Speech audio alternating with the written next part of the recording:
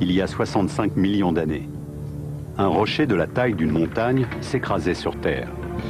À cette époque, les dinosaures dominaient le monde. Et cette catastrophe les fit disparaître pour toujours. L'impact s'est produit près de ce qui est aujourd'hui le Mexique. Comment a-t-il pu tuer des créatures à l'autre bout de la planète, en Nouvelle-Zélande, dans ces îles perdues dans l'océan Pacifique? Quel fut vraiment le sort des dinosaures?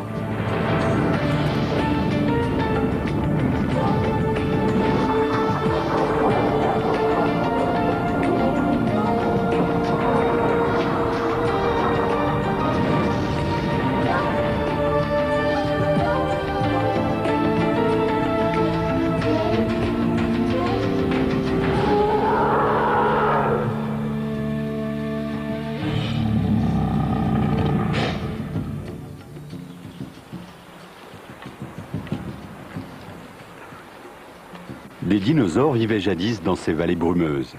Pendant des millions d'années, la Nouvelle-Zélande, que les Maoris appelaient la terre du long nuage blanc, a préservé leurs secrets.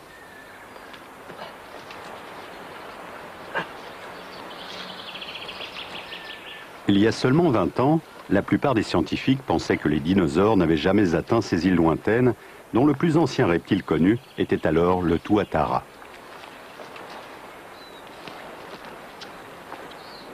C'était avant que Joanne Whiffen, cette remarquable femme de 80 ans et paléontologue autodidacte, n'aille explorer une zone très difficile d'accès dans l'arrière-pays et découvre les premiers fossiles de dinosaures. En 1975, Joanne et son défunt mari, Ponte, fouillaient un petit cours d'eau dans la vallée de Teoé, sur la côte est de l'île du Nord. La chasse aux fossiles était alors leur nouveau hobby, quand par une fin d'après-midi d'été, ils découvrirent un os de forme étrange que des experts devaient ultérieurement identifier comme une vertèbre caudale de théropode, un dinosaure carnivore, peut-être un mégalosaure. Cette créature se dressait sur ses pattes arrière et possédait des crocs serrés pour attraper ses proies. Des poches d'air dans leur boîte crânienne donnaient aux théropodes une tête légère qu'ils pouvaient bouger avec agilité. Et des dents aiguisées comme des scies leur permettaient de déchiqueter leurs victimes. Joanne avait découvert un tueur, mais où étaient ses victimes?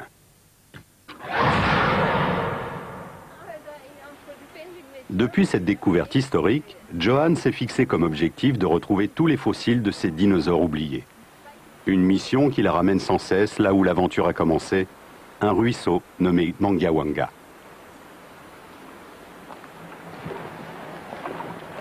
Avec burin, marteau et ciseaux à pierre dans le sac à dos, voilà une sacrée randonnée. Il faut progresser par d'étroits sentiers taillés à travers les buissons. Un faux pas et vous dégringolez en contrebas dans l'eau glacée.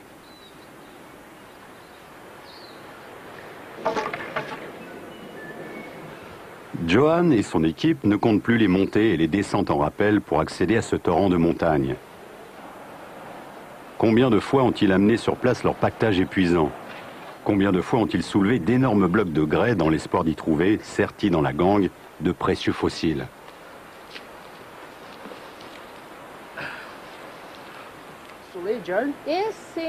Dernièrement, ils ont repéré quelques roches prometteuses. Aujourd'hui, ils viennent les étudier de plus près.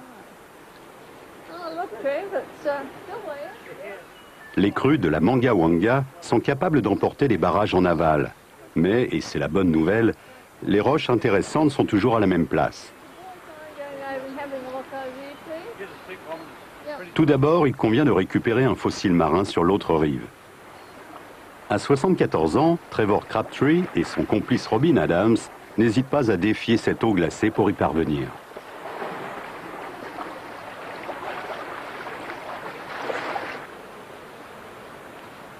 Ces cailloux, couverts de mousse, sont riches en fossiles. Pour Joanne, ce cours d'eau est un endroit magique. En fait, c'est une petite note au bas d'une vieille carte géologique qui l'a attirée ici. L'existence de fossiles reptiliens y était mentionnée. Joanne s'en souvient comme si c'était hier.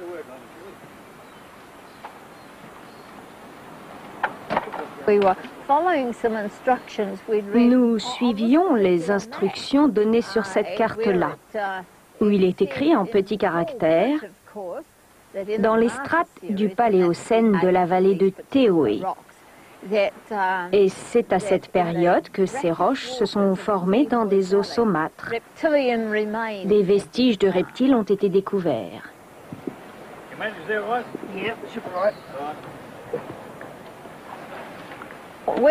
Lors de notre première descente sur ce site, on a découvert un grand nombre de fossiles qui étaient pour la plupart dans des concrétions. Les concrétions sont généralement rondes, ovales ou en forme de poire. Et leur taille va de la balle de golf au bloc de 2 mètres ou 2,5 mètres de diamètre. Les variations sont donc assez grandes.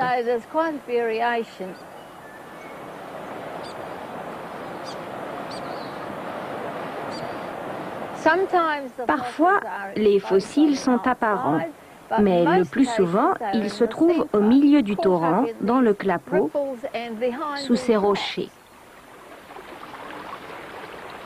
Les fossiles sont emballés et scellés dans ces concrétions, des capsules dures comme le roc à l'épreuve du temps, créées il y a 65 millions d'années, quand la Mangawanga avait un aspect bien différent. Au temps où les dinosaures régnaient sur cette partie du monde, la Nouvelle-Zélande émergeait à peine au-dessus de la mer. La Mangawanga n'était donc pas un torrent de montagne, mais une rivière nonchalante qui se déversait dans une baie sablonneuse, un estuaire où vint mourir un théropode.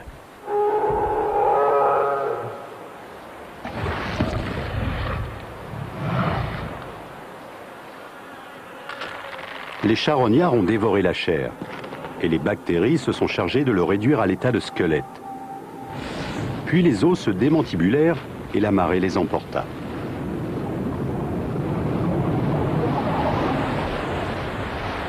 Les eaux sombrèrent alors dans la boue des hauts fonds et le processus d'agglomération débuta. Petit à petit, des particules de calcaire s'agrégèrent sur ces débris, finissant par former des rochers ovales et lisses. Plus tard, bien plus tard, de gigantesques séismes firent émerger cette terre, amenant ces rochers à fossiles dans le cours d'eau favori de Madame Whiffen.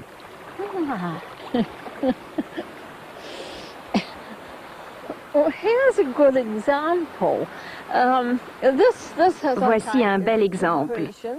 Cette concrétion-là est assez intéressante car on peut voir le fossile qui dépasse. Il s'agit là d'une vertèbre.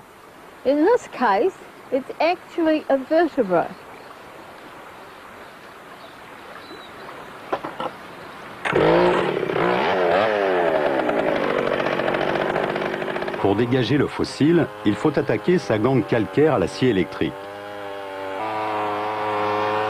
Trevor lubrifie la lame pour étouffer la poussière, tandis que Robin commence à scier. C'est un dur labeur, bruyant et très pénible, mais ils ont l'habitude. Avant que Joanne et son défunt mari puissent économiser assez d'argent pour acheter leur première scie, l'extraction des spécimens était bien plus difficile. Au début, les époux Whiffen trouvaient surtout des fossiles de créatures marines qui peuplaient jadis les mers de la Nouvelle-Zélande. Tel ce fragment de crâne de mosasaure, un des plus grands et des plus voraces prédateurs qui ait jamais hanté les eaux du Pacifique Sud. On pense que les mosasaures descendent d'une ancienne espèce de lézard géant qui aurait abandonné leur vie de prédateurs terrestres pour gagner le milieu aquatique. Au fil des millions d'années, ils auraient perdu leur aptitude à la marche, leurs pattes se seraient transformées en d'énormes nageoires, capables de propulser leur corps d'anguille dans l'élément liquide. Joanne a découvert ce crâne long de 75 cm, avec des dents aiguisées comme des rasoirs, et un maxillaire articulé pour avaler de très grosses proies.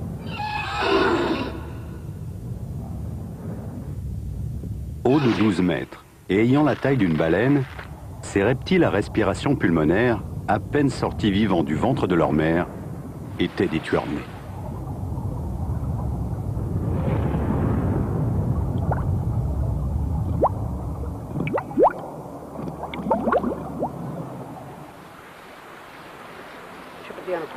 Robin et Trevor pensent avoir trouvé un autre os de mosasaure, mais il leur faudra revenir à la base pour en avoir confirmation. Et ce ne sera pas facile. Il faut vous dire que j'ai un peu de mal avec ces nouvelles mesures. Ces centimètres cubes, ces kilos. Mais imaginez environ 50 kilos sur le dos. Et vous avez vu les chemins par lesquels nous sommes descendus. Eh bien, nous allons devoir remonter avec cette charge de 50 kilos. Difficile de mieux faire. Nous n'avons perdu qu'1 centimètre d'os d'un des membres déjà érodés. C'est 3 fois rien. Des trouvailles comme celle-ci ont motivé l'équipe au fil des ans, car mettre au jour les restes de créatures décédées il y a plus de 70 millions d'années procure assurément des sensations fortes.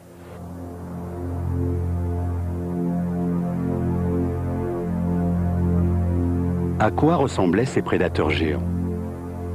Comment se déplaçaient-ils? Que mangeaient-ils?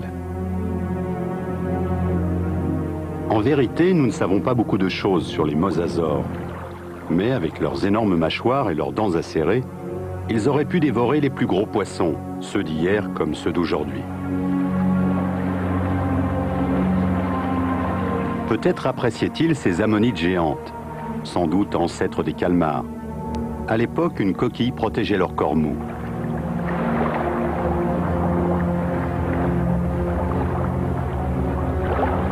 Cette espèce-là pouvait atteindre la taille d'une roue de tracteur. Mais la plus dure des coquilles ne résistait pas longtemps face aux puissantes mâchoires d'un mosasaure affamé.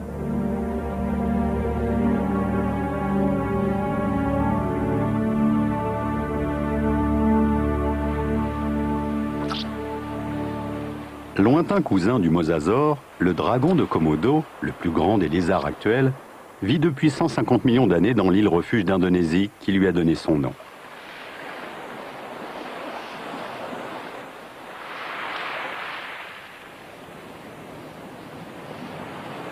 Si le dragon de Komodo ressemble un peu à un dinosaure, il n'appartient certainement pas à cette espèce. En premier lieu, ces animaux sont des reptiles à sang froid, tandis que la plupart, sinon la totalité des dinosaures, auraient été, pense-t-on, des créatures à sang chaud. D'autre part, les pattes des dinosaures s'articulaient directement sur leur squelette, ce qui leur permettait des déplacements rapides. Alors que les reptiliens, tels ce dragon de Komodo, semblent prendre constamment appui sur des pattes qui sont perpendiculaires à leur corps.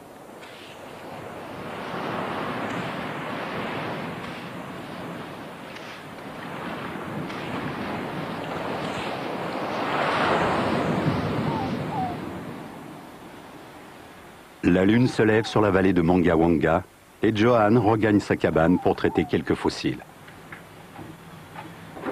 Dans ce domaine aussi, elle fut une pionnière.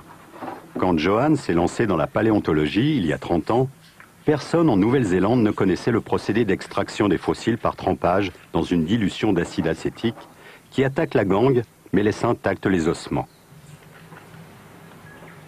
Avec patience et détermination, Johan a perfectionné cette méthode.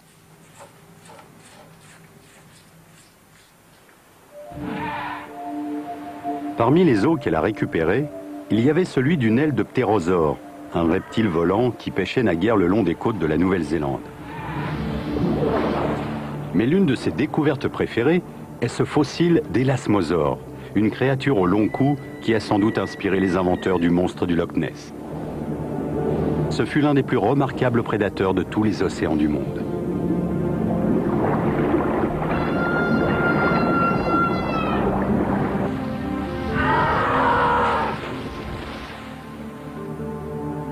Johan se rappelle comment ce très précieux crâne d'élasmosaure fut mis au jour à l'aide d'explosifs. Avec des explosifs, mon mari et un de nos cousins remontaient la rivière en quête de quelques spécimens que nous ne pourrions pas dégager avec des marteaux et des burins. Après une grosse explosion et un grand panache d'eau, ce spécimen est apparu et on s'est tous regroupés pour ramasser les morceaux. Ce spécimen-là se trouvait dans un assortiment de 12 ou 14 fragments que j'ai réunis. Avant de les dégager lentement avec 1000 précautions, pièce par pièce. Le résultat ressemblait exactement aux croquis que l'on voit dans les livres. J'avais longtemps eu quelques doutes au sujet de ces dents extraordinaires. On a l'impression que cet animal avait besoin d'une visite chez un orthodontiste, mais en fait c'est sa dentition qui est comme cela. Ainsi donc ce précieux spécimen a connu une certaine célébrité. Aucun squelette complet d'élasmosaure n'a été découvert en Nouvelle-Zélande. Mais à Denver, dans le Colorado, les visiteurs peuvent contempler un superbe spécimen érigé dans le hall d'entrée du Muséum des sciences naturelles. Il atteint presque le 3e étage de l'immeuble.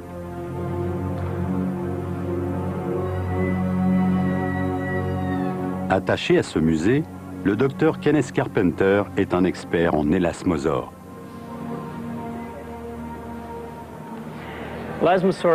Les élasmosaures ont vécu entre 65 et 100 millions d'années avant nous. Et ils peuplaient les océans du monde entier. On en a trouvé en Angleterre, en Nouvelle-Zélande et ici au Colorado.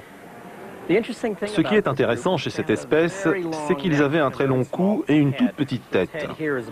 Cette tête est longue d'une trentaine de centimètres et le corps fait 10 mètres de long. Le rapport tête-corps est donc de 1 pour 30, ce qui est vraiment peu. Leur corps est également très large. Je pourrais probablement tenir debout dans sa cage thoracique. En présentant ainsi ce spécimen, nous avons essayé de bien montrer que les yeux des élasmosaures sont pour ainsi dire tournés vers le haut. Sans doute nageait-il en eau profonde, guettant les bancs de poissons proches de la surface qui se découpaient dans l'azur du ciel. Tout ce qu'ils avaient à faire, c'était de remonter tranquillement et de les avaler tout d'un coup. Tel était sans doute l'essentiel de leur mode de vie et ça leur a très bien réussi pendant plus de 40 millions d'années. En visitant le centre de l'île du Nord, on peut facilement imaginer à quoi ressemblait cette partie du monde juste avant l'impact de l'énorme météorite, il y a 65 millions d'années. La Nouvelle-Zélande était alors bien plus proche du pôle Sud. Mais le climat ne devait pas être particulièrement froid, car en 1994, Johan a découvert ici un fragment de côte de sauropode. Or, jusqu'à présent, on n'a trouvé des vestiges de cet animal que dans des régions dont le climat était tempéré. Ces pesants mastodontes végétariens devaient se déplacer sans cesse en quête de nourriture. Et leur appétit était gigantesque, car en Nouvelle-Zélande, les sauropodes pouvaient atteindre 12 mètres de long.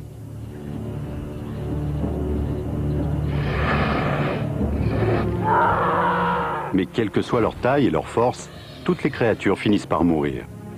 Et un sauropode malade ou blessé constituait une véritable aubaine pour tous les théropodes charognards à l'affût.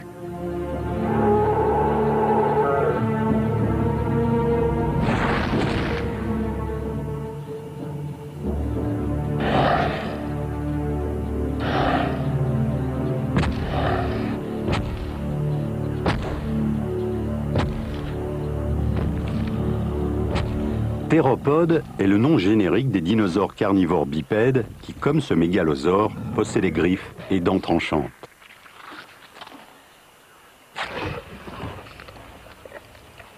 Johan se souvient parfaitement du moment où, en mettant au jour ce précieux fragment de queue de théropode, elle démontra que ces dinosaures carnivores avaient jadis vécu en Nouvelle-Zélande. Alors j'ai ramassé tous les morceaux de roche et je les ai amenés à la maison. Et après les avoir traités dans l'acide acétique, j'ai découvert cette curieuse petite vertèbre. J'ai pris des photos et des mesures, j'ai réalisé un moule et envoyé le tout au docteur Molnar, au Muséum du Queensland. Une dizaine de jours plus tard, il m'appelait au téléphone. « Vous avez là un dinosaure ?» m'a-t-il dit. Aussi importante que soit cette trouvaille, un seul os ne suffit pas pour déterminer précisément quelle espèce de carnivore bipède peuplait la Nouvelle-Zélande.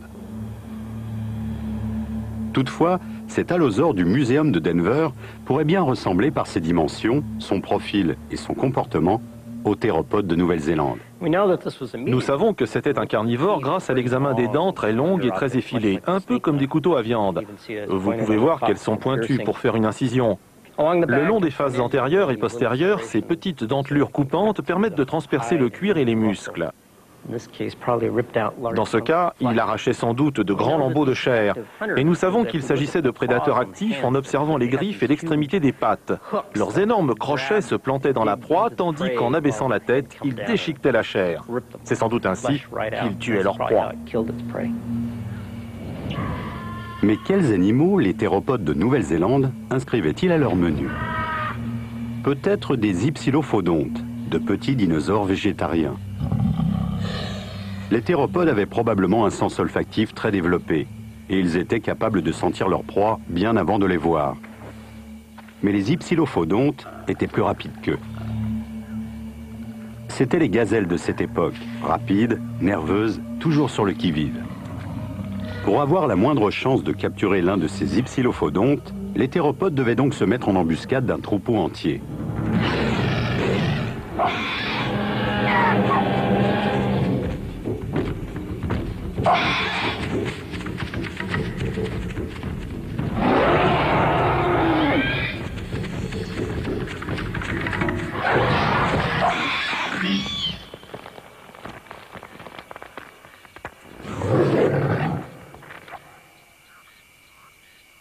Mais comment savons-nous que les théropodes étaient à la fois chasseurs et charognards? Et les mégalosaures étaient-ils réellement assez rapides pour attraper des proies? Le docteur Julia Day, de l'université de Cambridge, tente de répondre à ces questions. Des empreintes de pas de dinosaures ont été découvertes dans d'anciens sédiments de la carrière Ardley, en Angleterre. En étudiant la position et la distance qui séparaient les empreintes de ces théropodes, le docteur Day est parvenu à quelques conclusions en ce qui concerne leur capacité à chasser. Ces découvertes tendent à démontrer que les théropodes, comme tous les mégalosaures, pouvaient traquer des proies plus petites et plus rapides qu'eux.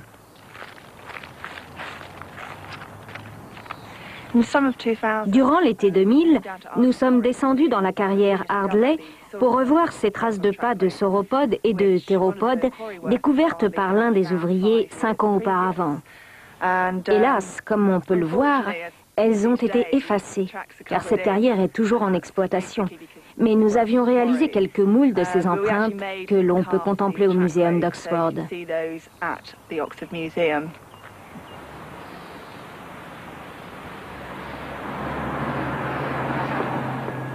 En 1824, le Muséum d'Oxford a abrité ce qui fut sans doute le premier fossile de dinosaure. William Buckland, un pionnier de la paléontologie, l'identifia comme un maxillaire de mégalosaure, ce qui signifie littéralement grand lézard. Exposée au public, cette pièce fit sensation, comme aujourd'hui les moulages d'empreintes réalisés dans la carrière Ardley par le Dr Day. On peut les voir encastrés dans la pelouse devant l'entrée principale du muséum.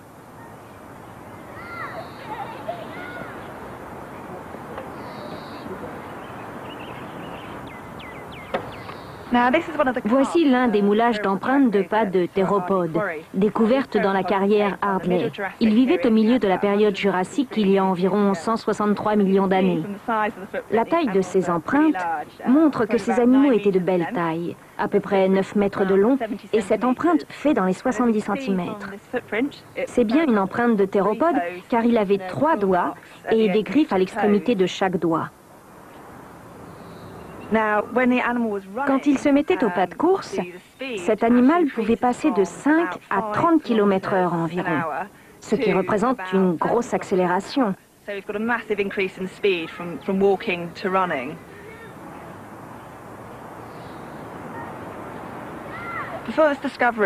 Avant cette découverte, on savait que les petits théropodes pouvaient courir, mais on ignorait si les dinosaures de plus grande taille, les tyrannosaures rex ou les allosaures, en étaient capables. Ces empreintes démontrent que cet animal pouvait courir, au moins brièvement, et qu'il était un prédateur actif, c'est-à-dire qu'il chassait ses proies. Ce qu'on ignore, ce à quoi cette recherche n'a pas apporté de réponse, c'est combien de temps il pouvait maintenir le rythme. S'agissait-il d'un sprinter ou d'un coureur de fond? Ainsi donc, un théropode aurait pu capturer un hypsilophodonte. Mais il a fallu attendre février 1987 pour que Johan Wiffen démontre que des hypsilophodontes vivaient bel et bien en Nouvelle-Zélande. C'était un petit morceau d'os, identifié ultérieurement comme provenant de la hanche d'un hypsilophodonte de 3 mètres de long, qui a permis cette percée scientifique. Il s'agissait probablement d'un dryosaure. Comme beaucoup d'herbivores, ces représentants de l'ordre des hypsilophodontes vivaient en petits groupes familiaux ou en clans. Plus on est nombreux, plus on est en sécurité, surtout si l'on figure dans le bas de l'échelle alimentaire et que l'on confond le bruit lointain du tonnerre avec les gargouillements d'estomac d'un mégalosaure affamé.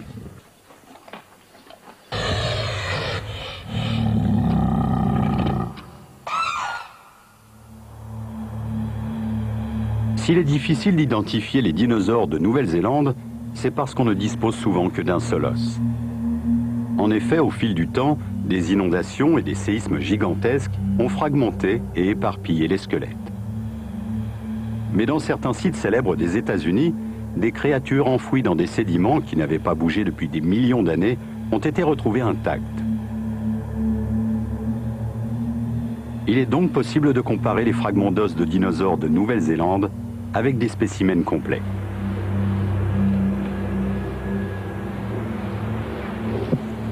Conseiller scientifique pour la série de films Jurassic Park, le docteur Jack Horner du Muséum des Montagnes Rocheuses à Bozeman, Montana, conduit des recherches de pointe sur les nids de dinosaures.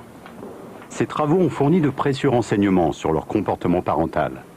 Le premier nid qui a été découvert était un nid d'un petit dinosaure à bec de canard, comme ce nid-là. Et voici le genre d'œufs qu'il pondait.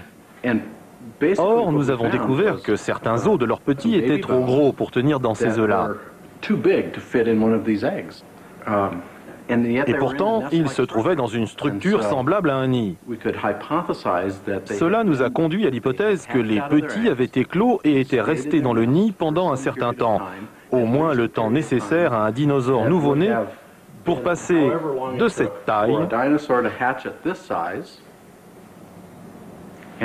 à celle-ci.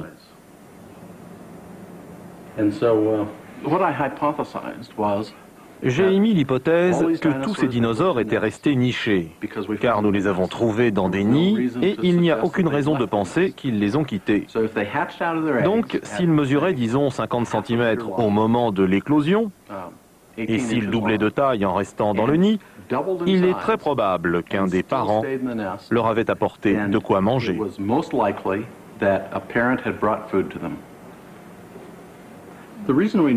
Comment sait-on qu'il s'agit d'un œuf? Vous constatez que c'est rond et que ça n'a pas la même couleur que la roche alentour. Mais ça ne prouve pas encore qu'il s'agit d'un œuf. Vous savez, il y a beaucoup de cailloux ronds dans le monde. Mais avec un œuf de dinosaure, on peut prélever soigneusement un morceau de coquille. En voilà un qui n'a pas été traité.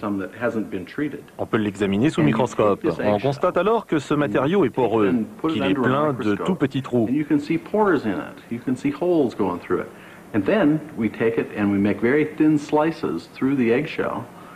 Et quand on le découpe en fines lamelles et qu'on le compare à d'autres coquilles, les structures semblent identiques à celles des œufs d'autruche.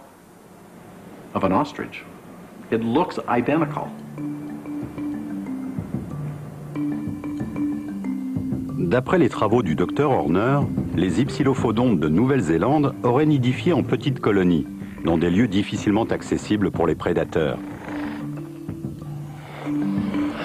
Si toutefois leur comportement était comparable à ceux d'Amérique du Nord, ils construisaient leur nid en grattant le sol pour élever des monticules coniques qu'ils garnissaient de brindilles.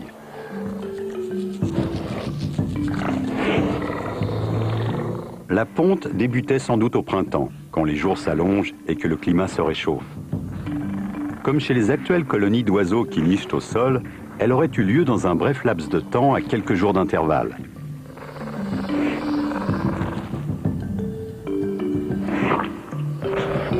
La ponte comprenait peut-être 8 à 10 œufs, rassemblés en cercle, avec le bout pointu calé dans le sol afin qu'il ne roule pas hors du nid.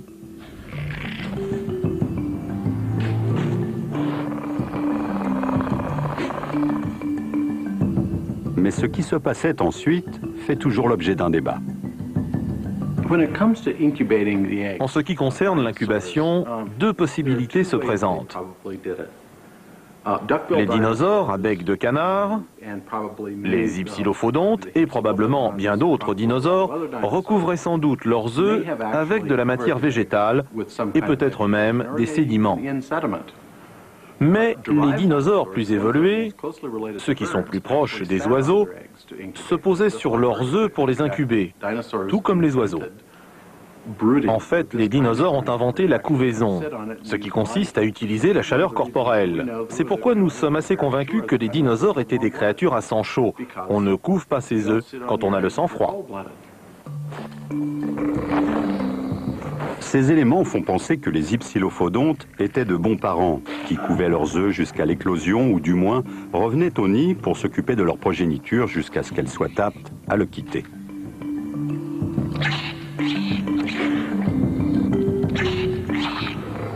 Grâce à Johan Wiffen, la Nouvelle-Zélande figure désormais sur l'Atlas mondial des dinosaures. Pourtant, cette scientifique n'a jamais reçu la moindre subvention. Il y a quelque temps, elle a dû économiser sur ses propres deniers pour rendre visite au docteur Jack Horner dans le Montana, qui a une grande estime pour son travail. Les dinosaures de Johan sont importants car si nous en savons beaucoup sur ceux d'Amérique du Nord, et nous en apprenons tous les jours davantage, si nos connaissances sur ceux de Chine et de Mongolie ne cessent de s'accroître, nous ignorons pratiquement tout sur ceux d'Australie et de Nouvelle-Zélande. Les dinosaures sont très rares là-bas et ils sont en 1000 morceaux. Nous devons envoyer plus de gens pour les étudier. Il nous faut davantage d'yeux pour voir. Et en premier lieu ceux de Johan, qui poursuit ses travaux en comparant ses découvertes avec des spécimens venus d'autres pays. Elle recherche des preuves qui un jour nous permettront de savoir d'où viennent les dinosaures de Nouvelle-Zélande. Johan pense que ces dinosaures ont traversé l'Amérique du Sud et l'Antarctique à l'époque où la Nouvelle-Zélande était encore connectée au continent géant qu'on appelle le Gondwana.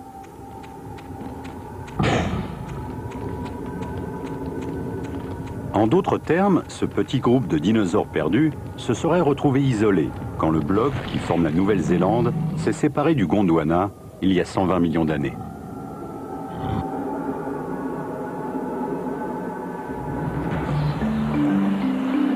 Bien sûr, cela n'est pas arrivé du jour au lendemain.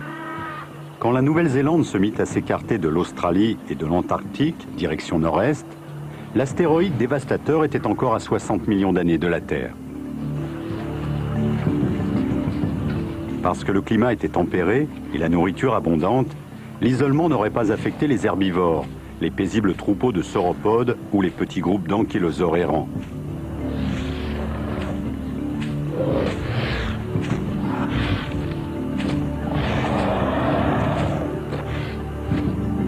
Reste à savoir si tous les dinosaures de Nouvelle-Zélande proviennent d'Amérique du Sud, car des vestiges de créatures similaires ont été trouvés sur le continent australien.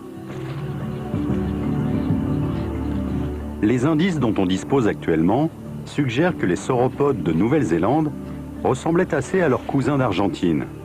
Mais l'ankylosaure, caparaçonné, était très semblable aux mimnis, qui vivaient en Australie. Plus étrange encore, la Nouvelle-Zélande se trouvait sous le cercle polaire antarctique au temps de ces créatures. Cela signifie qu'elles passaient au moins 2 mois par an dans l'obscurité la plus complète.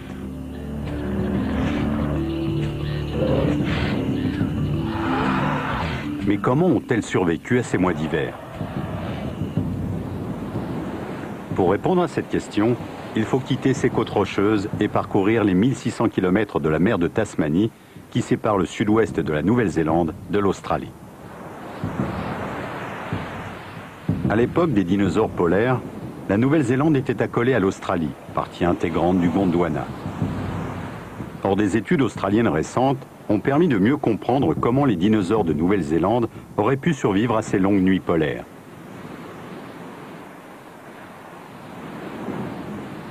À partir du milieu des années 80, la crique des dinosaures sur la côte d'Otway, à l'est de l'Australie, fut le théâtre de 10 années de fouilles intensives pour rechercher des fossiles de dinosaures polaires.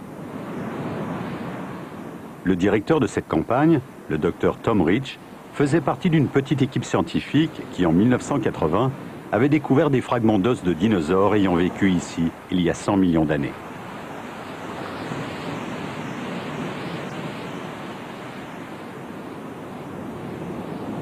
La côte d'Otway est sauvage et inhospitalière.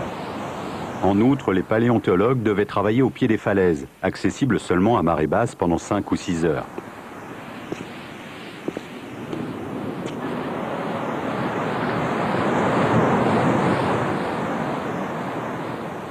Finalement, Tom repéra un site prometteur, où une petite rivière en crue avait charrié des tas de débris 110 millions d'années auparavant.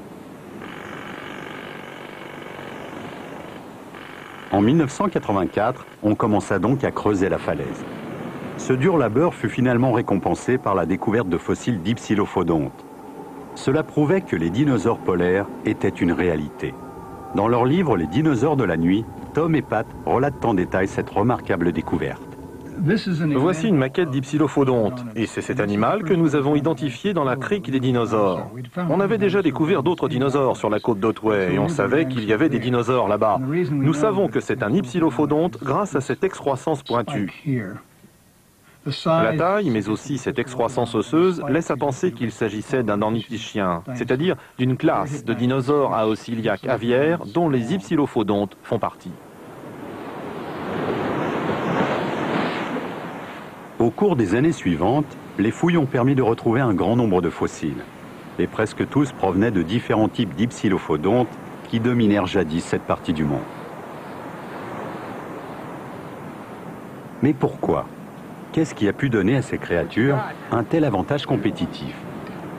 Il aurait fallu de nombreux travaux pour trouver la réponse, et les fonds manquaient cruellement. Alors, Tom et son épouse ont vendu leur maison pour contribuer à l'achat de nourriture pour les volontaires et assurer de quoi vivre à quelques collaborateurs indispensables. À Leslie Cool, par exemple, qui a un sacré coup d'œil pour repérer les plus minuscules fossiles. Ça va par ici? Oui. Je suis content que tu fasses ça. Mais à quoi ressemblent des os d'hypsilophodontes quand ils sont pris dans leurs gangue rocheuse? Et comment s'aperçoit-on qu'on en a découvert un? Nous avons là un fémur d'hypsilophodonte. Ces petits dinosaures herbivores sont les plus communs. Et ce cercle brun foncé est la section transversale de l'os de la cuisse, c'est-à-dire son fémur. L'intérieur est rempli de limon. Cela signifie que l'os était brisé et que le limon a pénétré par l'une ou les deux extrémités. Voici l'autre moitié du même fémur. Là se trouve la fracture, dont les bords s'emboîtent avec l'autre côté. Là. Et voilà maintenant le haut du fémur.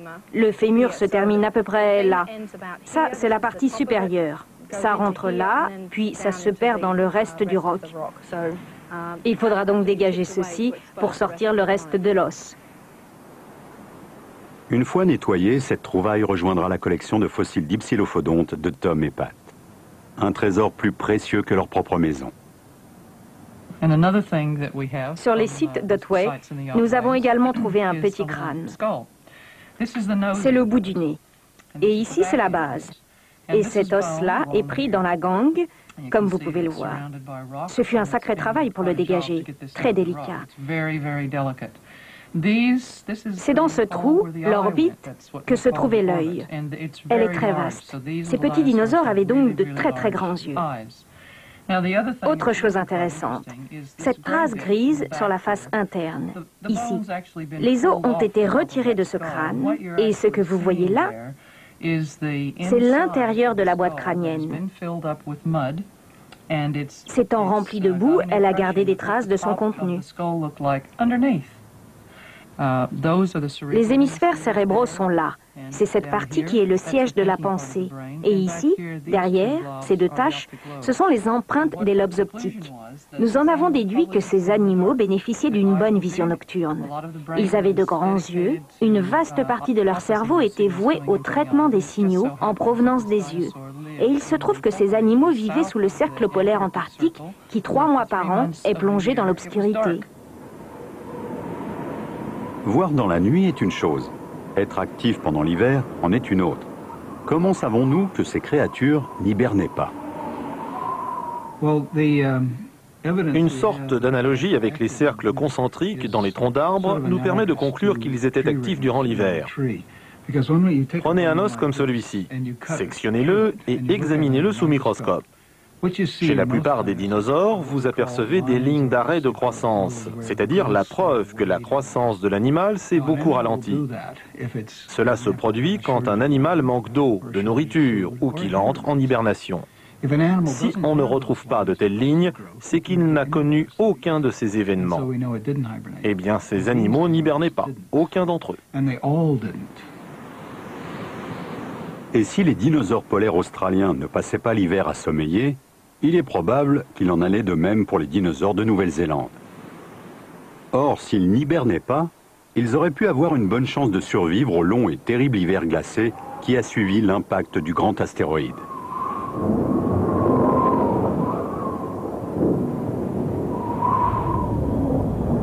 Venu de l'espace, cet énorme bloc de roche s'est écrasé il y a 65 millions d'années sur ce qui est aujourd'hui la péninsule du Yucatan.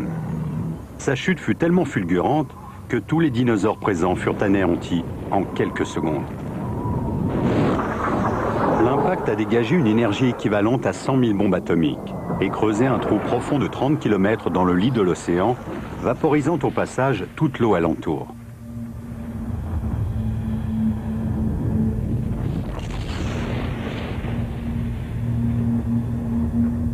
Les ondes de choc firent le tour du globe et des milliards de tonnes de cendres furent projetées dans la stratosphère.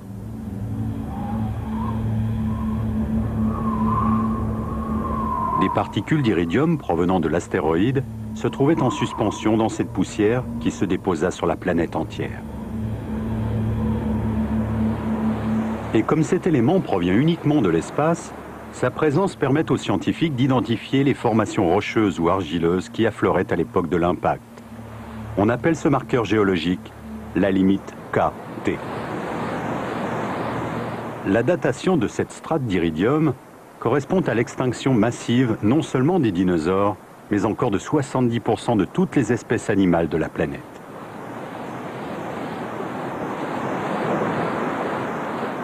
La Terre a connu plusieurs autres extinctions de masse au cours de son histoire. Il y a 300 millions d'années, les poissons régnaient sur le monde. Puis, pendant 140 millions d'années, ce fut l'âge des dinosaures. La catastrophe d'il y a 65 millions d'années les balaya, ce qui permit aux mammifères de prendre la relève. Mais ces temps géologiques s'étendent sur 600 millions d'années.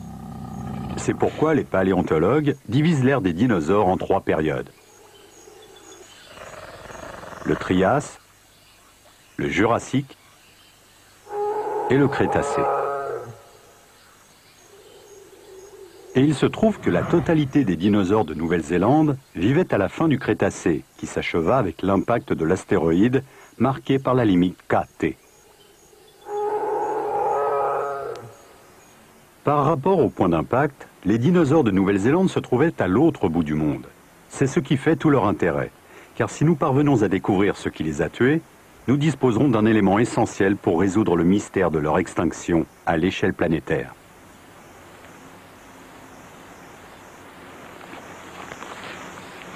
Le docteur Vivi Vajda est spécialisé dans l'étude des pollens fossiles.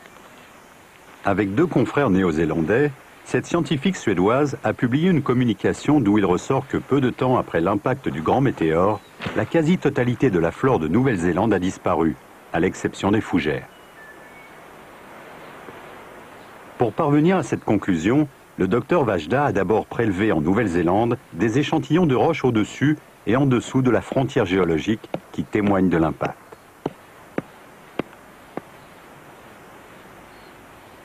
Ces échantillons contenant des pollens et des spores de fougères fossilisées sont soigneusement identifiés et emballés sur place en vue d'une analyse ultérieure.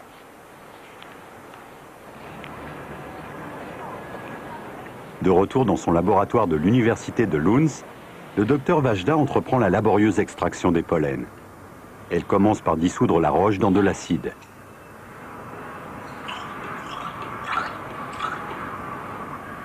Puis elle prépare ses plaques pour examen microscopique.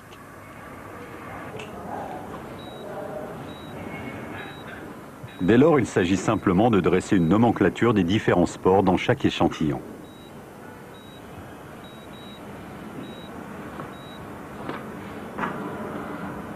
Ce qu'elle a vu l'a littéralement stupéfiée. Je n'en croyais pas mes yeux. Au microscope, les échantillons prélevés sous la strate d'iridium contenaient une riche flore de plantes à fleurs, de gymnospermes, mais aussi de fougères. Après la catastrophe, on ne trouve pratiquement rien d'autre que des spores de fougères qui furent les premières plantes à coloniser à nouveau la Terre après la dévastation. En premier lieu, vinrent les fougères moulues, bien adaptées au froid et à l'obscurité, puis les fougères arborescentes, dépourvues de racines, lorsque le climat se réchauffa quelque peu.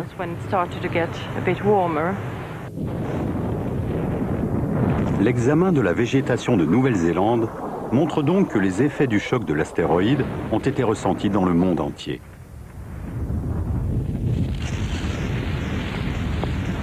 Évidemment, les créatures proches du point d'impact sont mortes instantanément. Mais comment les dinosaures de la lointaine Nouvelle-Zélande ont-ils été affectés par cette collision? Et si le très long hiver consécutif aux nuages de poussière qui recouvrit toute la Terre ne les a pas tués, de quoi alors sont-ils morts? Peut-être à cause de gigantesques incendies déclenchés par la foudre et qui auraient détruit toute la végétation. Mais les dinosaures qui ont échappé à cet enfer ont connu un sort encore moins enviable.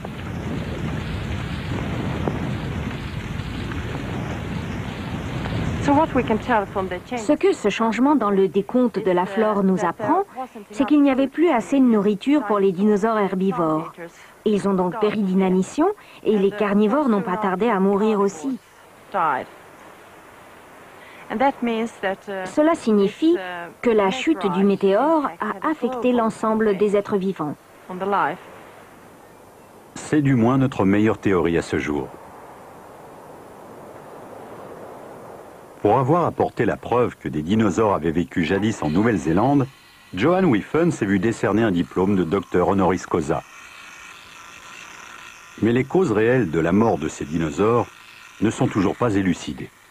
Si les dinosaures polaires ont été capables de survivre aux feux de forêt et de trouver suffisamment de nourriture, nous ignorons toujours pourquoi ils sont morts dans l'hiver qui a suivi la chute du météore géant. Ces dinosaures polaires nous apprennent que l'hiver, après l'impact du météore, n'a pas pu être un bref épisode de 2 ou 3 mois, comme cela surviendrait après une guerre nucléaire. Ces animaux-là connaissaient un tel phénomène chaque année, et il est peu probable qu'ils les auraient tous anéantis. Ce qui est très intéressant à propos de cette strate d'iridium, quand on y songe, c'est que tout animal, toute plante d'aujourd'hui descend d'un quelconque ancêtre. Pourquoi les dinosaures non aviaires ont-ils été éliminés ?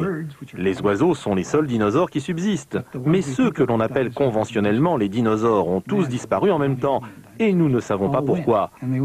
Ce qu'on peut en conclure, c'est qu'il ne s'agissait pas d'un tout petit coup de froid. Ce ne fut pas un bref refroidissement. Ça devait être autre chose. Voilà la contribution que tous ces éléments apportent au débat.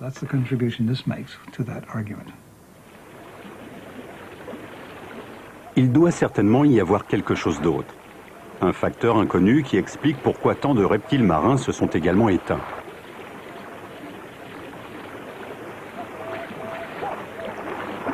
Pourquoi les crocodiles ont-ils survécu? Pourquoi les dinosaures aviaires sont-ils devenus des oiseaux, tandis que d'autres lignées animales s'éteignaient?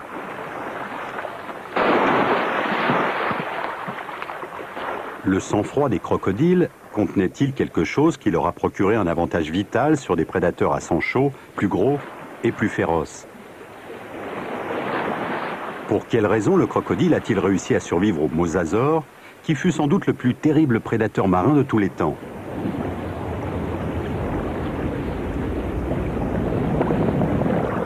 Les causes de la disparition de tant de créatures marines est une énigme non encore résolue. Car le mosasaure n'a pas été le seul prédateur à disparaître. L'élasmosaure au long cou et le ptérosaure volant l'ont suivi dans la mort. Les ressources en poissons auraient-elles été atteintes, ou bien ces créatures ont-elles été simplement plus sensibles aux modifications globales de l'environnement après l'impact de l'astéroïde?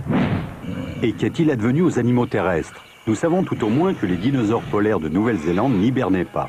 Parce qu'ils avaient le sang chaud, ils auraient pu survivre au long hiver qui a suivi la catastrophe. Mais sommes-nous bien certains qu'ils étaient à sang chaud?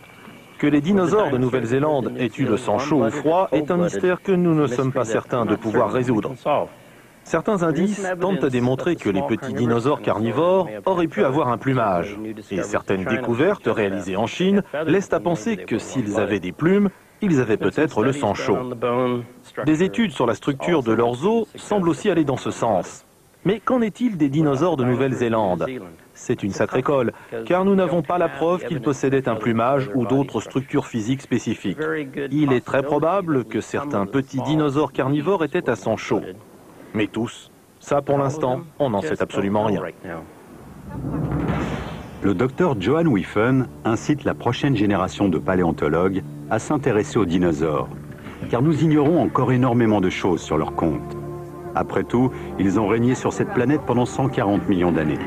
Et s'ils ont disparu, ne pourrions-nous pas, nous aussi, connaître le même sort? Johan Wiffen est la preuve vivante que chacun peut apporter sa contribution à la science. Comme elle, il nous faut continuer à décaper lentement la gangue du passé, car notre avenir pourrait bien nous guetter au détour d'un rocher.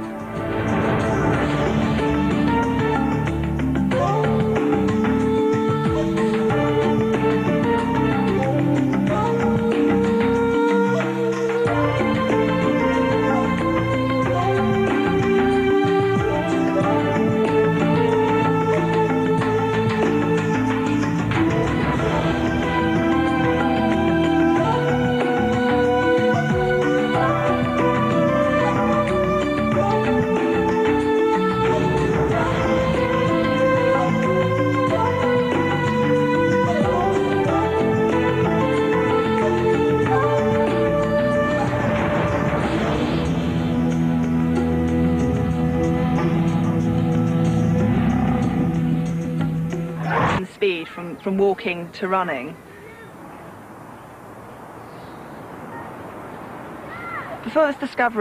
Avant cette découverte, on savait que les petits théropodes pouvaient courir, mais on ignorait si les dinosaures de plus grande taille, les tyrannosaures rex ou les allosaures, en étaient capables. Ces empreintes démontrent que cet animal pouvait courir, au moins brièvement, et qu'il était un prédateur actif, c'est-à-dire qu'il chassait ses proies. Ce qu'on ignore, ce à quoi cette recherche n'a pas apporté de réponse, c'est combien de temps il pouvait maintenir le rythme. S'agissait-il d'un sprinter ou d'un coureur de fond? Ainsi donc, un théropode aurait pu capturer un hypsilophodonte. Mais il a fallu attendre février 1987 pour que Johan Wiffen démontre que des hypsilophodontes vivaient bel et bien en Nouvelle-Zélande. C'était un petit morceau d'os, identifié ultérieurement comme provenant de la hanche d'un hypsilophodonte de 3 mètres de long, qui a permis cette percée scientifique. Il s'agissait probablement d'un dryosaure. Comme beaucoup d'herbivores, ces représentants de l'ordre des hypsilophodontes vivaient en petits groupes familiaux ou en clans. Plus on est nombreux, plus on est en sécurité, surtout si l'on figure dans le bas de l'échelle alimentaire et que l'on confond le bruit lointain du tonnerre avec les gargouillements d'estomac d'un mégalosaure affamé.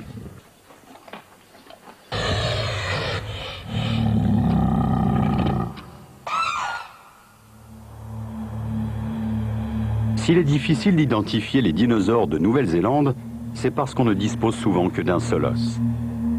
En effet, au fil du temps, des inondations et des séismes gigantesques ont fragmenté et éparpillé les squelettes. Mais dans certains sites célèbres des États-Unis, des créatures enfouies dans des sédiments qui n'avaient pas bougé depuis des millions d'années ont été retrouvées intactes. Il est donc possible de comparer les fragments d'os de dinosaures de Nouvelle-Zélande avec des spécimens complets.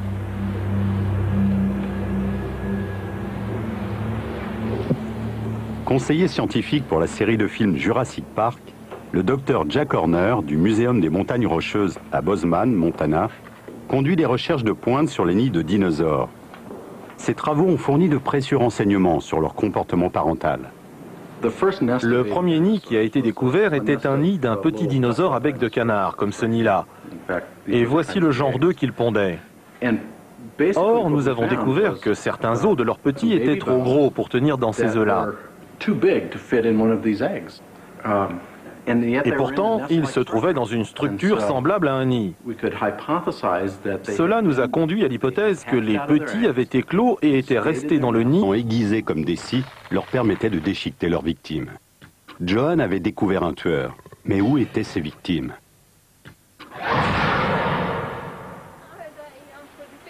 Depuis cette découverte historique, Johan s'est fixé comme objectif de retrouver tous les fossiles de ces dinosaures oubliés. Une mission qui la ramène sans cesse là où l'aventure a commencé, un ruisseau nommé Mangawanga.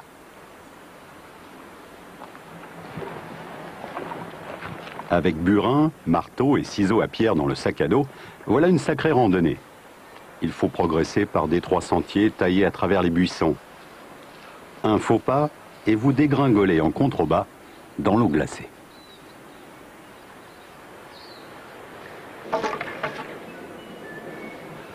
Johan et son équipe ne comptent plus les montées et les descentes en rappel pour accéder à ce torrent de montagne. Combien de fois ont-ils amené sur place leur pactage épuisant? Combien de fois ont-ils soulevé d'énormes blocs de grès dans l'espoir d'y trouver, sertis dans la gangue, de précieux fossiles?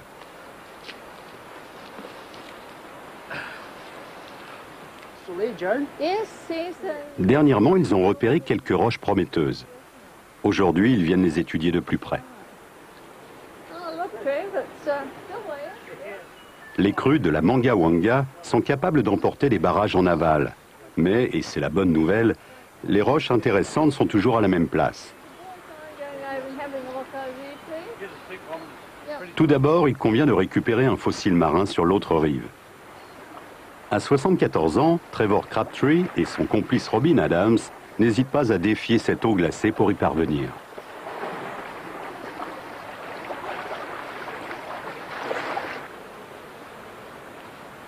Ces cailloux, couverts de mousse, sont riches en fossiles. Pour Johan, ce cours d'eau est un endroit magique. En fait, c'est une petite note au bas d'une vieille carte géologique qui l'a attiré ici. L'existence de fossiles reptiliens y était mentionnée.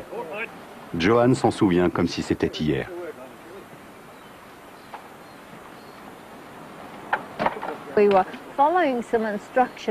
Nous suivions les instructions données sur cette carte-là, où il est écrit en petits caractères « Dans les strates du Paléocène de la vallée de Teoé ». Et c'est à cette période que ces roches se sont formées dans des os saumâtres. Des vestiges de reptiles ont été découverts.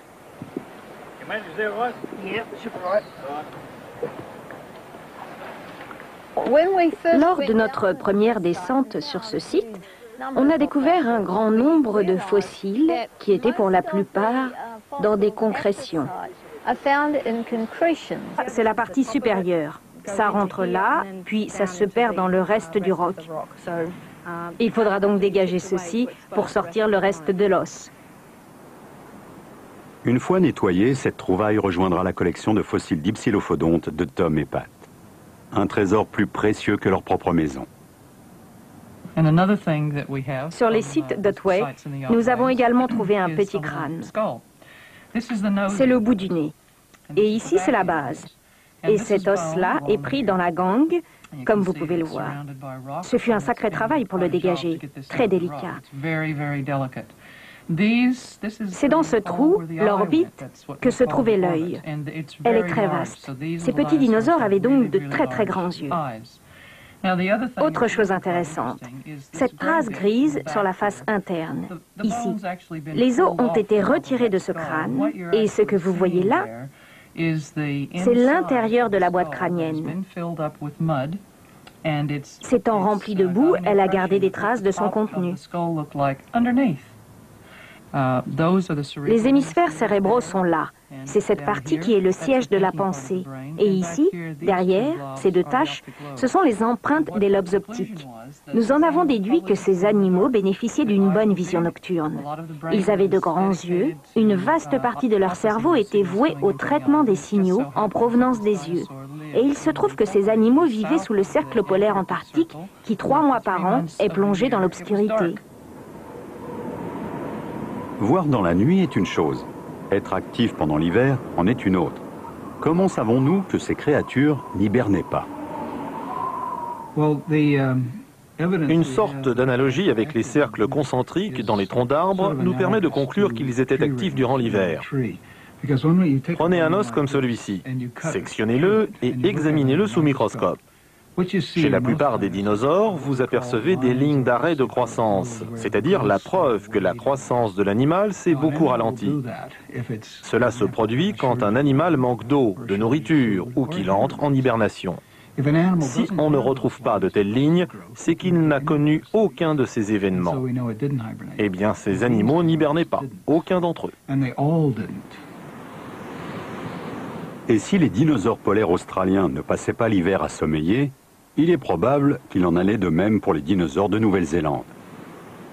Or, s'ils n'hibernaient pas, ils auraient pu avoir une bonne chance de survivre au long et terrible hiver glacé qui a suivi l'impact du grand astéroïde.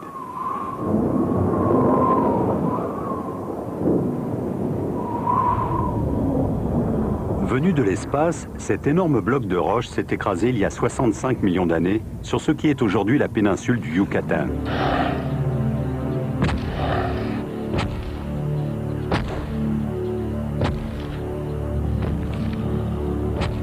Théropode est le nom générique des dinosaures carnivores bipèdes qui, comme ce mégalosaure, possèdent des griffes et dents tranchantes.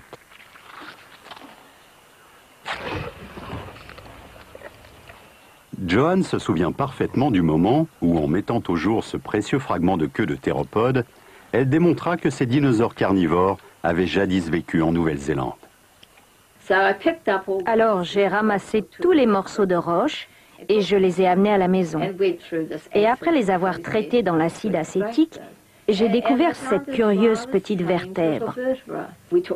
J'ai pris des photos et des mesures, j'ai réalisé un moule et envoyé le tout au docteur Molnar, au Muséum du Queensland. Une dizaine de jours plus tard, il m'appelait au téléphone. « Vous avez là un dinosaure » m'a-t-il dit. Aussi importante que soit cette trouvaille, un seul os ne suffit pas pour déterminer précisément quelle espèce de carnivore bipède peuplait la Nouvelle-Zélande. Toutefois, cet allosaure du Muséum de Denver pourrait bien ressembler par ses dimensions, son profil et son comportement au théropode de Nouvelle-Zélande. Nous savons que c'était un carnivore grâce à l'examen des dents très longues et très effilées, un peu comme des couteaux à viande. Vous pouvez voir qu'elles sont pointues pour faire une incision. Le long des faces antérieures et postérieures, ces petites dentelures coupantes permettent de transpercer le cuir et les muscles. Dans ce cas, il arrachait sans doute de grands lambeaux de chair. Et nous savons qu'il s'agissait de prédateurs actifs en observant les griffes et l'extrémité des pattes. Leurs énormes crochets se plantaient dans la proie, tandis qu'en abaissant la tête, ils déchiquetaient la chair. C'est sans doute ainsi qu'ils tuaient leur proie. Mais quels animaux les théropodes de Nouvelle-Zélande inscrivaient-ils à leur menu? Peut-être des hypsilophodontes, de petits dinosaures végétariens. Les théropodes avaient probablement un sens olfactif très développé, et ils étaient capables de sentir leur proie bien avant de les voir. Mais les hypsilophodontes étaient plus rapides qu'eux. C'étaient les gazelles de cette époque, rapides, nerveuses, toujours sur le qui-vive. Pour avoir la moindre chance de capturer l'un de ces hypsilophodontes, les théropodes devaient donc se mettre en embuscade d'un troupeau entier.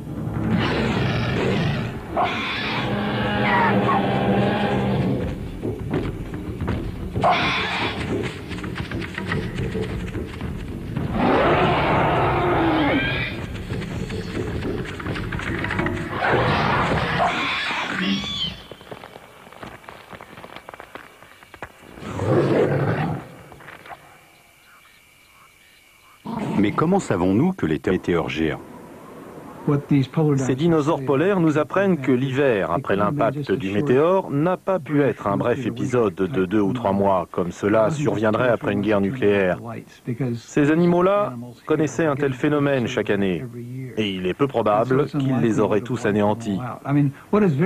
Ce qui est très intéressant à propos de cette strate d'iridium, quand on y songe, c'est que tout animal, toute plante d'aujourd'hui descend d'un quelconque ancêtre.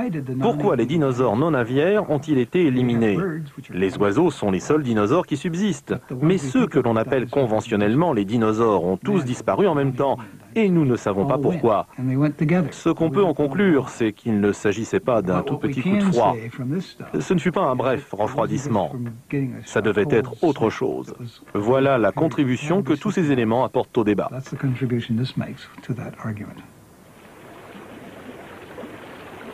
Il doit certainement y avoir quelque chose d'autre. Un facteur inconnu qui explique pourquoi tant de reptiles marins se sont également éteints.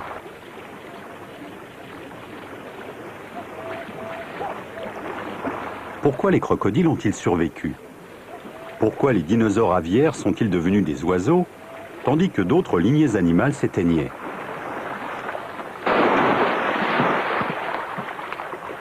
Le sang-froid des crocodiles contenait-il quelque chose qui leur a procuré un avantage vital sur des prédateurs à sang chaud, plus gros et plus féroces? Pour quelle raison le crocodile a-t-il réussi à survivre au mosasaure, qui fut sans doute le plus terrible prédateur marin de tous les temps?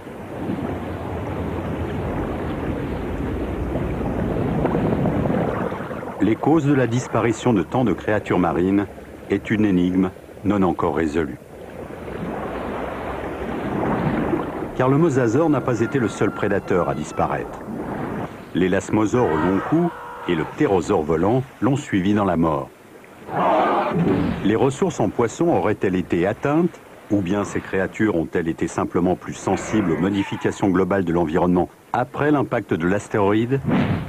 Et qu'est-il advenu aux animaux terrestres? Nous savons tout au moins que les dinosaures polaires de Nouvelle-Zélande n'hibernaient pas. Parce qu'ils avaient le sang chaud, ils auraient pu survivre au long hiver qui a suivi la catastrophe. Mais sommes-nous bien certains qu'ils étaient à sang chaud? Que les dinosaures de Nouvelle-Zélande aient eu le sang chaud ou froid est un mystère que nous ne sommes pas certains de pouvoir résoudre. Certains indices tentent à démontrer que les petits dinosaures carnivores auraient pu avoir un plumage. Et certaines découvertes réalisées en Chine laissent à penser que s'ils avaient des plumes, ils avaient peut-être le sang chaud. Des études sur la structure de leurs os semblent aussi aller dans ce sens. Mais qu'en est-il des dinosaures de Nouvelle-Zélande? C'est une sacrée colle, car nous n'avons pas la preuve qu'ils possédaient un plumage ou d'autres structures physiques. Les sauropodes pouvaient atteindre 12 mètres de long.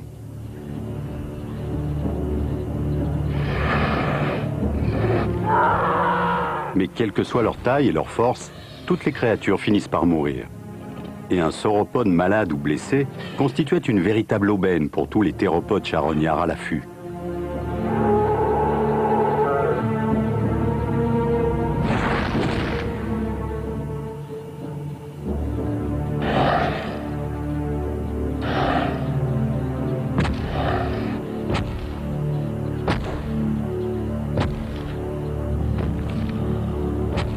Théropode est le nom générique des dinosaures carnivores bipèdes qui, comme ce mégalosaure, possédaient griffes et dents tranchantes.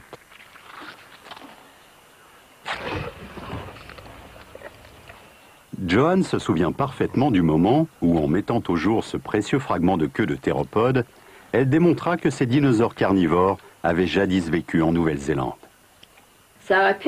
Alors j'ai ramassé tous les morceaux de roche et je les ai amenés à la maison.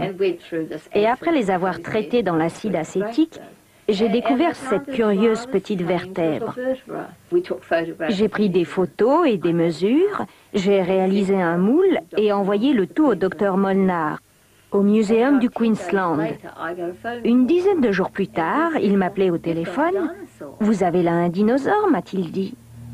Aussi importante que soit cette trouvaille, un seul os ne suffit pas pour déterminer précisément quelle espèce de carnivore bipède peuplait la Nouvelle-Zélande. Toutefois, cet allosaure du Muséum de Denver pourrait bien ressembler par ses dimensions, son profil et son comportement au théropode de Nouvelle-Zélande. Nous savons que c'était un carnivore grâce à l'examen des dents très longues et très effilées, un peu comme des couteaux à viande. Vous pouvez voir qu'elles sont pointues pour faire une incision. Le long des faces antérieures et postérieures, ces petites dentelures coupantes permettent de transpercer le cuir et les muscles. Dans ce cas, il arrachait sans doute de grands lambeaux de chair. Et nous savons qu'il s'agissait de prédateurs actifs en observant les griffes et l'extrémité des pattes. Leurs énormes crochets se plantaient dans la proie, tandis qu'en abaissant la tête, ils déchiquetaient la chair. C'est sans doute ainsi qu'ils tuaient leur proie. Mais quels animaux les théropodes de Nouvelle-Zélande inscrivaient-ils à leur menu? Peut-être des hypsilophodontes, de petits dinosaures végétariens. Les théropodes avaient probablement un sens olfactif très développé, et ils étaient capables de sentir leur proie bien avant de les voir. Mais les hypsilophodontes étaient plus rapides qu'eux. C'étaient les gazelles de cette époque, rapides, nerveuses, toujours sur le qui-vive. Pour avoir la moindre chance de capturer l'un de ces hypsilophodontes, Les yeux des élasmosaures sont pour ainsi dire tournés vers le haut. Sans doute nageait-il en eau profonde, guettant les bancs de poissons proches de la surface qui se découpaient dans l'azur du ciel. Tout ce qu'ils avaient à faire, c'était de remonter tranquillement et de les avaler tout d'un coup. Tel était sans doute l'essentiel de leur mode de vie et ça leur a très bien réussi pendant plus de 40 millions d'années. en visitant le centre de l'île du Nord, on peut facilement imaginer à quoi ressemblait cette partie du monde juste avant l'impact de l'énorme météorite, il y a 65 millions d'années. La Nouvelle-Zélande était alors bien plus proche du pôle Sud. Mais le climat ne devait pas être particulièrement froid, car en 1994, Johan a découvert ici un fragment de côte de sauropode. Or, jusqu'à présent, on n'a trouvé des vestiges de cet animal que dans des régions dont le climat était tempéré.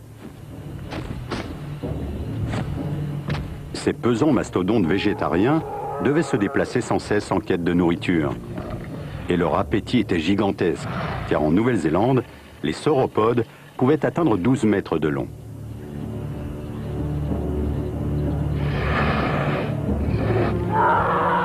Mais quelle que soit leur taille et leur force, toutes les créatures finissent par mourir. Et un sauropode malade ou blessé constituait une véritable aubaine pour tous les théropodes charognards à l'affût.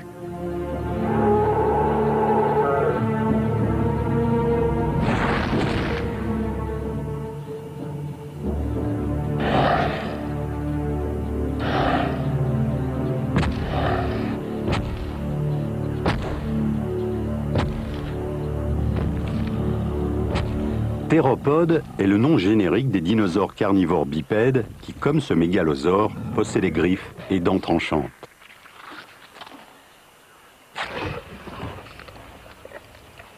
Johan se souvient parfaitement du moment où, en mettant au jour ce précieux fragment de queue de théropode, elle démontra que ces dinosaures carnivores avaient jadis vécu en Nouvelle-Zélande. Alors j'ai ramassé tous les morceaux de roche et je les ai amenés à la maison.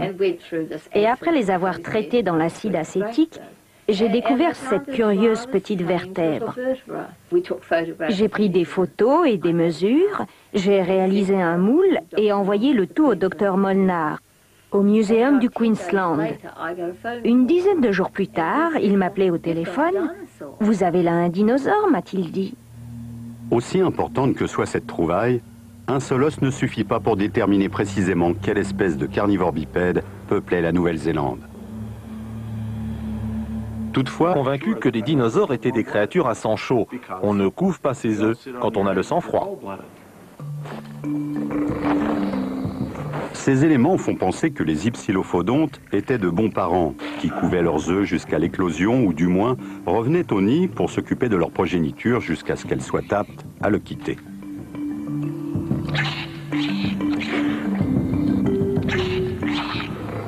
Grâce à Johan Whiffen, la Nouvelle-Zélande figure désormais sur l'Atlas mondial des dinosaures. Pourtant, cette scientifique n'a jamais reçu la moindre subvention.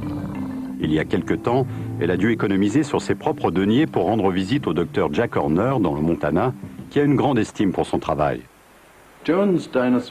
Les dinosaures de Johan sont importants car si nous en savons beaucoup sur ceux d'Amérique du Nord, et nous en apprenons tous les jours davantage, si nos connaissances sur ceux de Chine et de Mongolie ne cessent de s'accroître, nous ignorons pratiquement tout sur ceux d'Australie et de Nouvelle-Zélande. Les dinosaures sont très rares là-bas et ils sont en 1000 morceaux. Nous devons envoyer plus de gens pour les étudier. Il nous faut davantage d'yeux pour voir. Et en premier lieu, ceux de Johan, qui poursuit ses travaux en comparant ses découvertes avec des spécimens venus d'autres pays. Elle recherche des preuves qui, un jour, nous permettront de savoir d'où viennent les dinosaures de Nouvelle-Zélande. Johan pense que ces dinosaures ont traversé l'Amérique du Sud et l'Antarctique à l'époque où la Nouvelle-Zélande était encore connectée au continent géant qu'on appelle le Gondwana.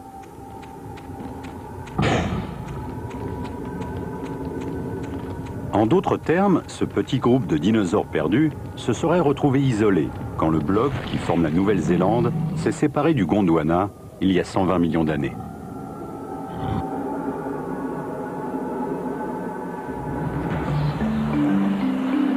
Bien sûr, cela n'est pas arrivé du jour au lendemain.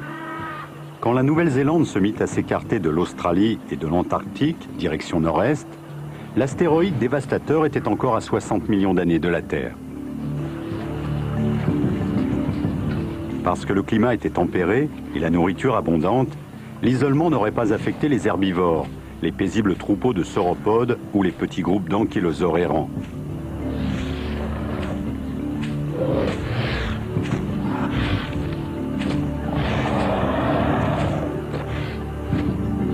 Reste à savoir si tous les dinosaures de Nouvelle-Zélande proviennent d'Amérique du Sud, car des vestiges de créatures similaires ont été trouvés sur le continent australien.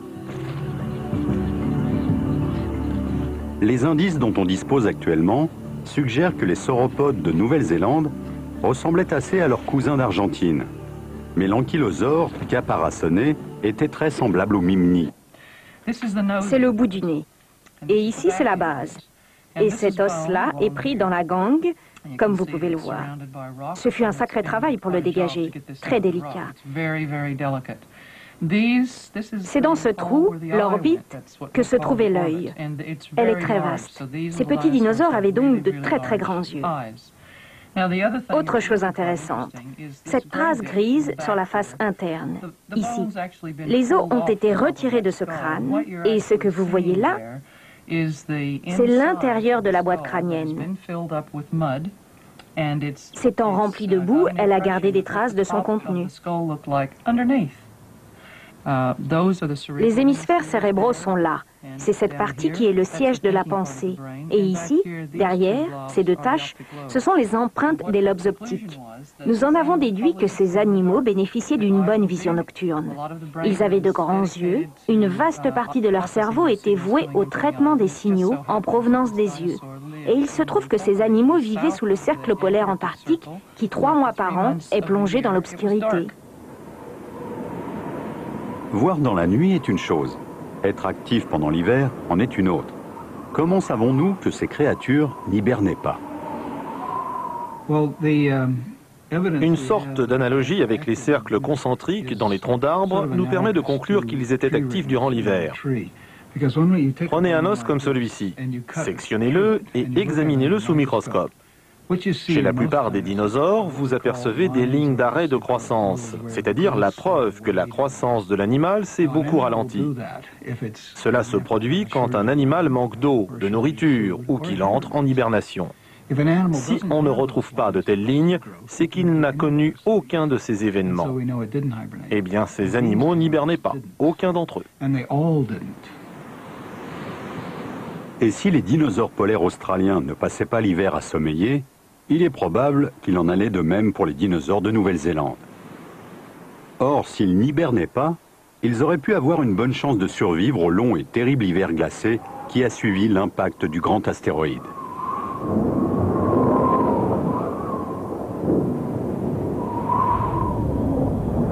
Venu de l'espace, cet énorme bloc de roche s'est écrasé il y a 65 millions d'années sur ce qui est aujourd'hui la péninsule du Yucatan. Sa chute fut tellement fulgurante que tous les dinosaures présents furent anéantis en quelques secondes. L'impact a dégagé une énergie équivalente à 100 000 bombes atomiques et creusé un trou profond de 30 km dans le lit de l'océan, vaporisant au passage toute l'eau alentour.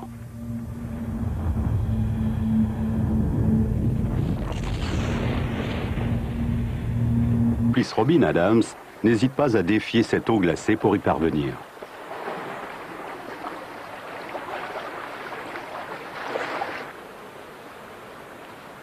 Ces cailloux, couverts de mousse, sont riches en fossiles. Pour Johan, ce cours d'eau est un endroit magique. En fait, c'est une petite note au bas d'une vieille carte géologique qui l'a attiré ici. L'existence de fossiles reptiliens y était mentionnée. Johan s'en souvient comme si c'était hier.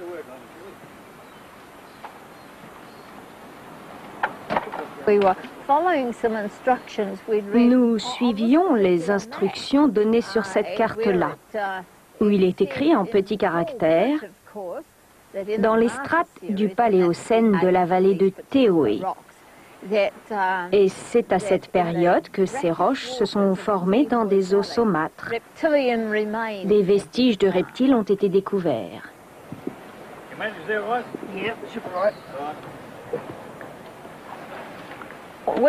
Lors de notre première descente sur ce site, on a découvert un grand nombre de fossiles qui étaient pour la plupart dans des concrétions. Les concrétions sont généralement rondes, ovales ou en forme de poire. Et leur taille va de la balle de golf au bloc de 2 mètres ou 2,5 mètres de diamètre. Les variations sont donc assez grandes.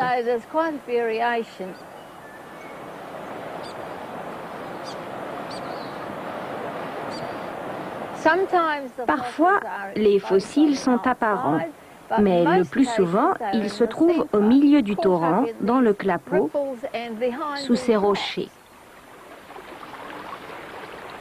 Les fossiles sont emballés et scellés dans ces concrétions, des capsules dures comme le roc à l'épreuve du temps, créées il y a 65 millions d'années, quand la Mangawanga avait un aspect bien différent. Au temps où les dinosaures régnaient sur cette partie du monde, la Nouvelle-Zélande émergeait à peine au-dessus de la mer. La Mangawanga n'était donc pas un torrent de montagne, mais une rivière nonchalante qui se déversait dans une baie sablonneuse, un estuaire où vint mourir un théropode.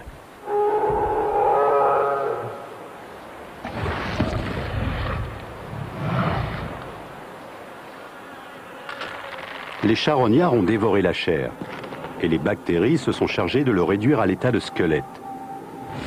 Puis les os se démantibulèrent et la marée les emporta.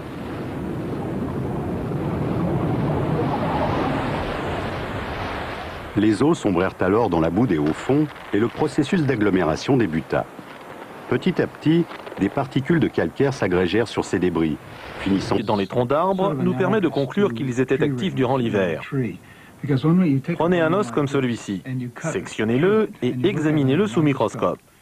Chez la plupart des dinosaures, vous apercevez des lignes d'arrêt de croissance, c'est-à-dire la preuve que la croissance de l'animal s'est beaucoup ralentie. Cela se produit quand un animal manque d'eau, de nourriture ou qu'il entre en hibernation. Si on ne retrouve pas de telles lignes, c'est qu'il n'a connu aucun de ces événements. Eh bien, ces animaux n'hibernaient pas, aucun d'entre eux. Et si les dinosaures polaires australiens ne passaient pas l'hiver à sommeiller, il est probable qu'il en allait de même pour les dinosaures de Nouvelle-Zélande. Or, s'ils n'hibernaient pas, ils auraient pu avoir une bonne chance de survivre au long et terrible hiver glacé qui a suivi l'impact du grand astéroïde.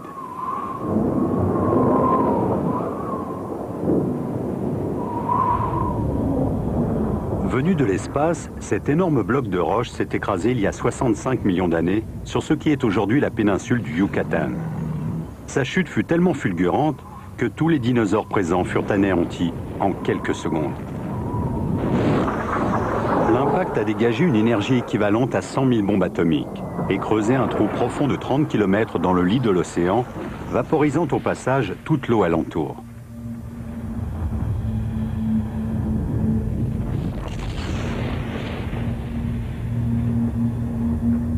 Les ondes de choc firent le tour du globe et des milliards de tonnes de cendres furent projetées dans la stratosphère.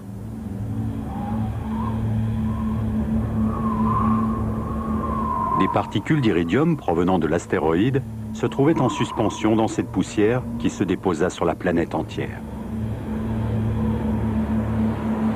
Et comme cet élément provient uniquement de l'espace, sa présence permet aux scientifiques d'identifier les formations rocheuses ou argileuses qui affleuraient à l'époque de l'impact. On appelle ce marqueur géologique la limite KT.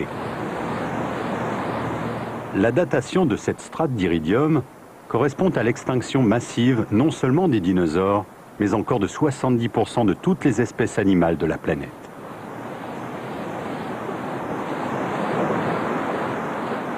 La Terre a connu plusieurs autres extinctions de masse au cours de son histoire.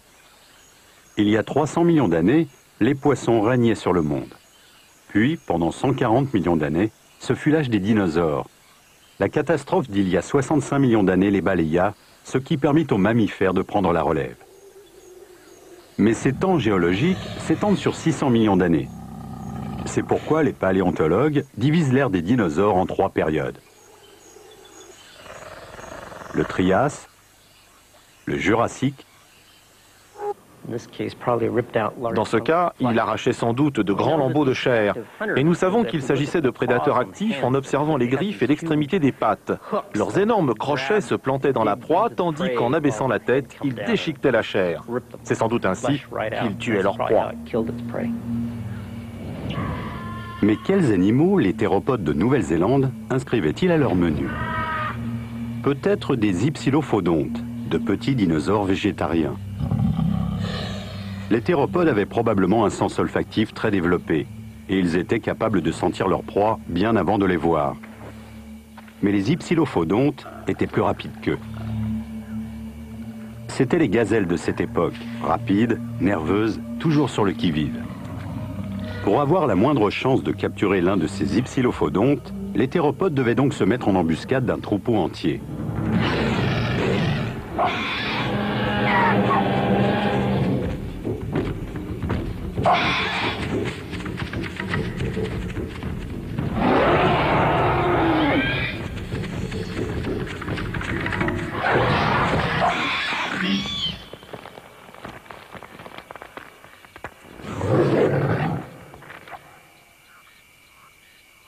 Mais comment savons-nous que les théropodes étaient à la fois chasseurs et charognards? Et les mégalosaures étaient-ils réellement assez rapides pour attraper des proies? Le docteur Julia Day, de l'université de Cambridge, tente de répondre à ces questions. Des empreintes de pas de dinosaures ont été découvertes dans d'anciens sédiments de la carrière Ardley, en Angleterre. En étudiant la position et la distance qui séparaient les empreintes de ces théropodes, le docteur Day est parvenu à quelques conclusions en ce qui concerne leur capacité à chasser. Ces découvertes tendent à démontrer que les théropodes, comme tous les mégalosaures, pouvaient traquer des proies plus petites et plus rapides qu'eux.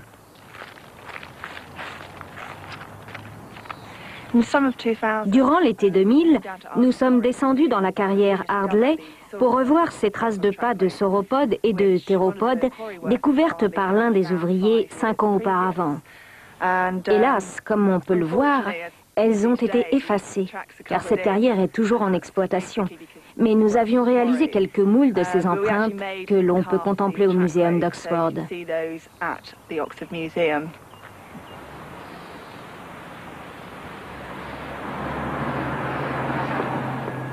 En 1824, le muséum d'Oxford a abrité ce qui fut sans doute le premier fossile de dinosaure. William Buckland, un pionnier de la paléontologie, l'identifia comme un maxillaire de mégalosaure, ce qui signifie littéralement grand lézard. Exposée au public, cette pièce fit sensation.